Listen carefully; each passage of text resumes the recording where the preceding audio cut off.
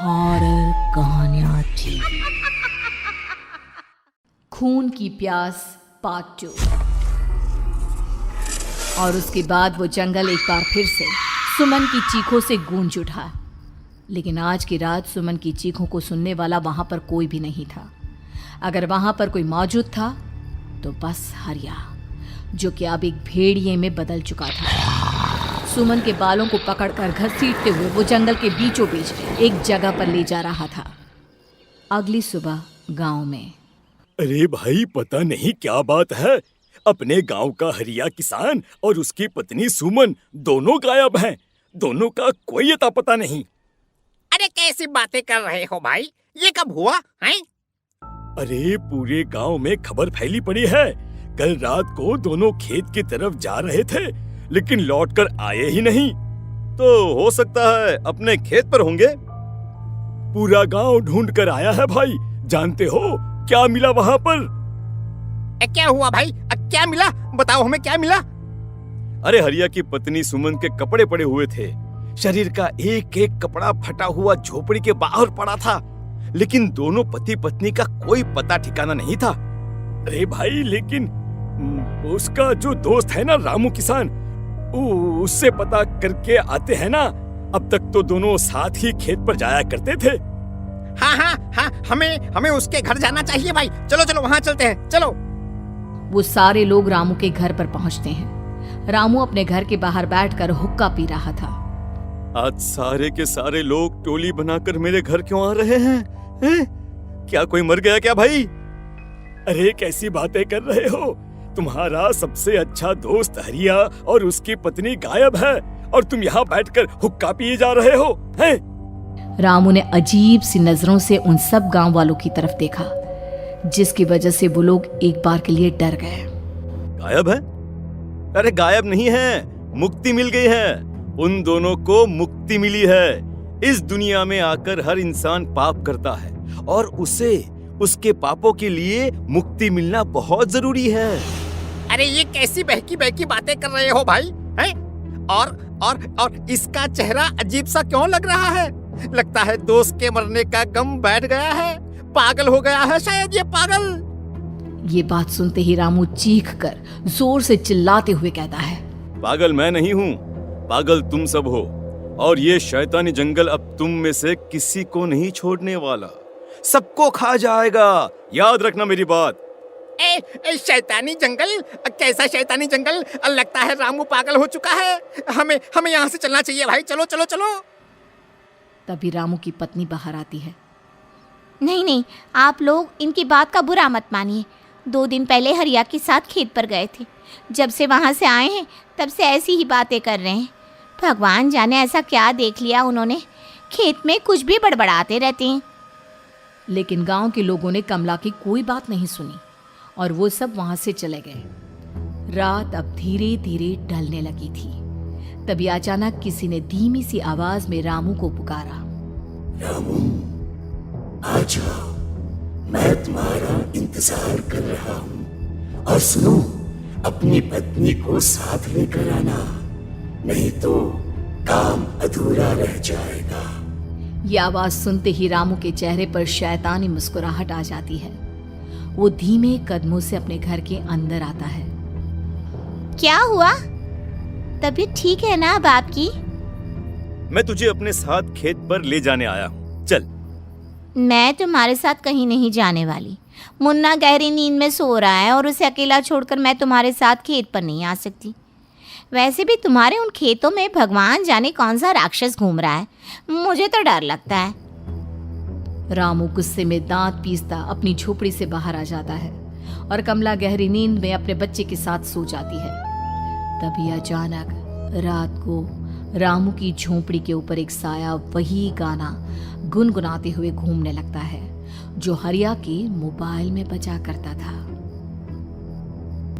मैं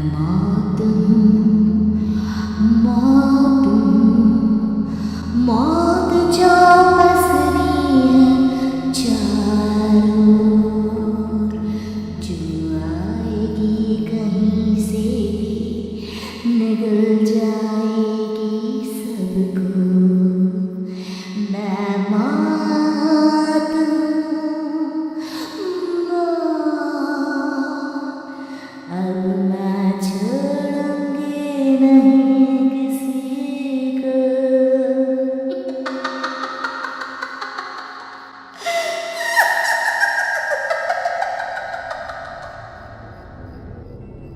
ये आवाज सुनकर रामू की पत्नी कमला की आंख खुलती है और वो देखती है कि उसका मुन्ना अपनी जगह से गायब था। कमला चीखते हुए बाहर दौड़ कर आती है। वहां पर उसने देखा कि रामू ने अपने बच्चे को झोपड़ी के बाहर एक पेड़ से उल्टा लटकाया हुआ था और उसका बच्चा चीख चीख कर रो रहा था। वहीं दूसरी तरफ एक साया बच्चे के ठीक नीचे आग जलाकर उसके चारों तरफ हैवानों की तरफ नाच रहा था। छोड़ दो मेरे बच्चे को। अरे क्या कर रहे हो तुम? शर्म नहीं आती तुम्हें? अपने ही बच्चे को इस तरह मौत के हवाले करते हुए। अपना बच्चा? किसने कहा ये मेरा बच्चा है? अरे ये तो उस रामू की औलाद है, इस गांव के किसान रामू की, और मेरी दुश्मनी इस गांव के हर इंसान के साथ है। क्या? कैसी बात कर रहे हो तुम? और ये औरत कौन है? ये मेरे बच्चे को खा जाएगी। तभी अचानक से उस साया ने एक बेहद खतरनाक दिखने वाली औरत का रूप ले लिया और उसकी आंखों से आग निकल रही थी।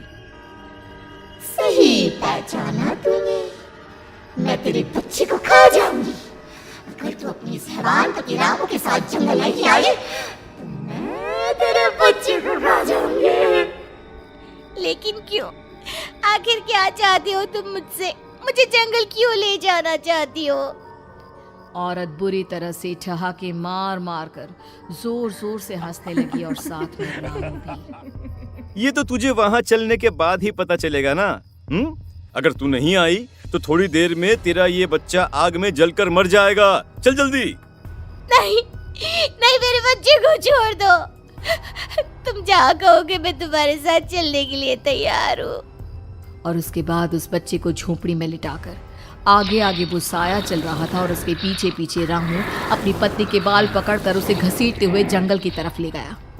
जंगल में जाने के बाद, कितनी खूबसूरत हो तुम। आज की रात बस तुम और मैं एक दूसरे के साथ रहेंगे। मुझे तुमसे बहुत डर लग रहा है। तुम्हें क्या हो गया है? तुम तो बिल्कुल ठीक थे। वो होगा जो हमारे बीच होना चाहिए। तो आओ अपने आप को मेरे हवाले कर दो। कमला ने डर की वजह से अपनी दोनों आंखें कसकर बंद कर ली थी। रामू ने बुरी तरह से चीख कर कमला से कहा, आंखें खोलो अपनी और मेरी तरफ देखो। कमला ने जैसे ही अपनी आंखें खोली उसने देखा कि रामू एक खतरनाक खूनी हैवान में बदल चुका था। कौन हो तुम? जाने दो मुझे। क्या चाहते हो मुझसे? वही जो एक आदमी एक औरत से चाहता है।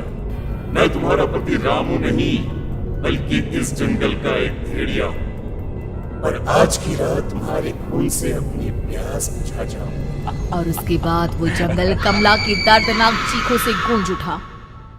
अगली सुबह कमला के कपड़े भी जंगल में उसी तरह पाए गए जैसे कि सुमन के पाए गए थे। इस घटना के बाद पूरे गांव में दहशत का माहौल था। अपने माँ बाप की मौत और गांव में हो रहे इस तरह की घटनाओं की खबर सुनकर किशन शहर से गांव लौट आया था। अपने माँ बाप की बेदर्द मौत की वजह से वो बहुत परेशान था। तभी अचानक उसे अपने घर में खाट के नीचे पड़ा हुआ वो मोबाइल फोन मिला जो उसने अपने पापा हरिया को गिफ्ट किया था। अरे कितने प्यार से पापा के लिए मोबाइल फोन लेकर आया था। इसे एक दिन भी काम में नहीं ले पाए। और आखिर कौन है जो गांव में इस तरह की हत्याएं कर रहा है? क्या है इन सब के पीछे? क्या है? मुझे पता करना ही होगा, वरना एक दिन पूरा का पूरा गांव खाली हो जाएगा। इस गांव में एक भी जिंदा इंसान नहीं बचेगा।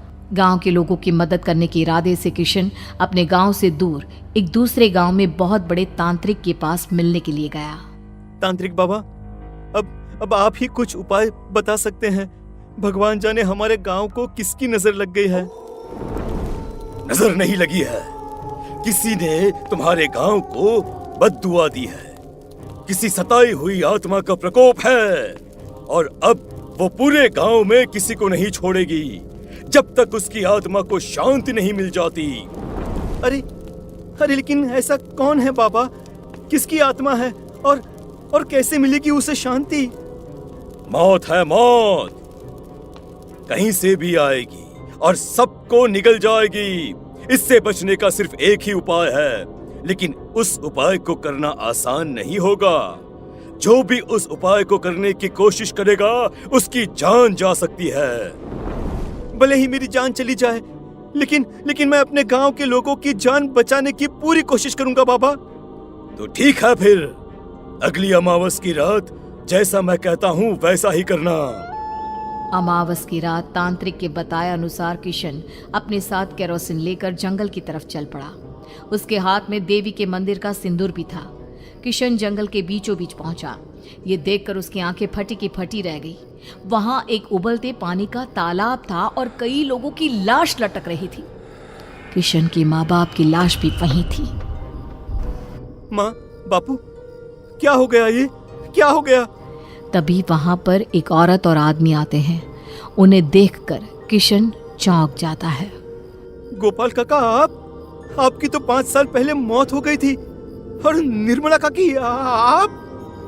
मौत तो हो गई थी, लेकिन तुम ये नहीं जानते कि हमारी मौत कैसे हुई थी। क्या कहना चाहते हैं आप? कुछ नहीं, बस ये जान लो कि अब इस गांव में कोई जिंदा नहीं बचेगा। लेकिन क्यों काकी? क्योंकि 5 साल पहले इन गांव वालों ने मुझे डायन बताकर पत्थर मार मार के मार डाला। मेरी कोई गलती नहीं थी। गांव का एक बच्चा क्या लापता हुआ, सारा इल्जाम मेरी पत्नी पे डाल दिया। और जब मैंने निर्मला की जान बचाने की कोशिश की तो मुझे भी मार डाला। आपके साथ ये बहुत गलत हुआ काकी, लेकिन आप जो कर रहे हैं वो भी सही नहीं है ना? तुम यहाँ से चले जाओ वरना तुम भी नहीं बचोगे। हमारी आत्मा पिछले 5 साल से मुक्ति के लिए भटक रही है। चले जाओ यहाँ से। मौका देखकर किशन सिंदूर उन दोनों के ऊपर डाल देता है। उनका शरीर जलने लगता है और वो भयानक तरीके से चिल्लाने लगते हैं। अगले ही पल किशन उनके ऊपर केरोसिन डाल देता है और वो दोनों जल जाते हैं।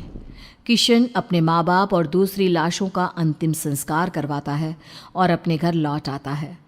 लेकिन वो अभी भी इस बात से अनजान है कि मोबाइल अभी भी बज रहा था। मैं मौत हूँ, मौत